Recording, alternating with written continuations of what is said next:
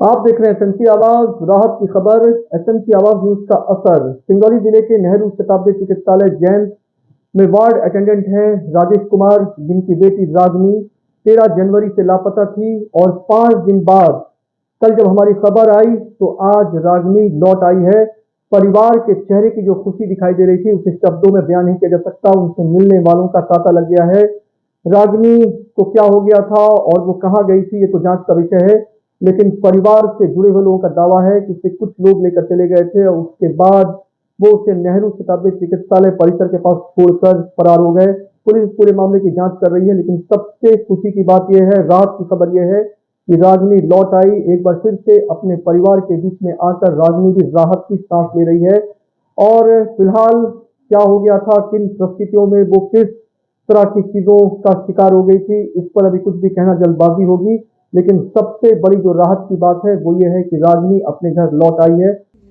बहुत बहुत धन्यवाद आपके चैनल का कि हमको बहुत अवसर मिला कि जो है कि बच्ची हमारी आ गई। आपकी धन्यवाद हो बहुत। बहुत खुशी की बात यह है कि रागनी लौट आई है और क्या रहा, क्या परिस्थिति रही और किस तरह से रहा, इस पर तो फिर बाद में बात होगी। लेकिन अभी सबसे बड़ी जो खुशी की बात है, जो राहत की बात है, वो ये है कि रागनी अपने परिवार में लौट आई है। और यहाँ पिता राजेश बैठे हुए हैं, बीच में रागनी है, पीछे दादी हैं और ये रागनी की मम्मी हैं। तो क्या कहेंगी? आपके खबर से, आपकी चैनल से हमारी बच्ची घर आ गई है। बहुत बहुत धन्यवाद कि हमारी बच्ची सही सलामत घर आ गई। बच्ची आ गई है, अब हमारे साथ ऐसा रहेगी। तो पीछे दादी हैं। बहुत खुशी की बात है कि परिवार जो पिछले 5 दिन से काफ़ी चिंतित था और रागनी लौट आई है।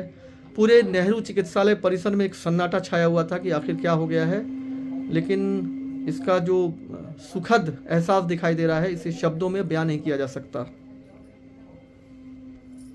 ये सब परिवार के सदस्य हैं, मित्र हैं, जो इस मौके पर राजेश जी के यहाँ लगातार आ रहे थे और उनसे पूछताछ कर रहे थे और वो सारे लोग इस मौके पर हैं।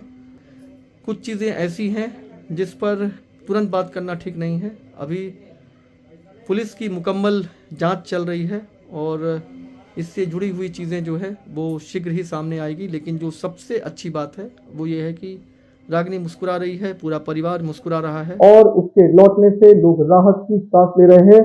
जिस तरह की चीजें दिखाई दे रही थी उसमें तरह तरह की चर्चा भी हो रही थी और नेहरू शताब्दी चिकित्सालय में भी एक दहशत का माहौल था, लेकिन अब उसके लौटने से एक खुशी का माहौल भी दिखाई दे रहा है। एसएमसी आवाज के साथ सैफी अब्बास।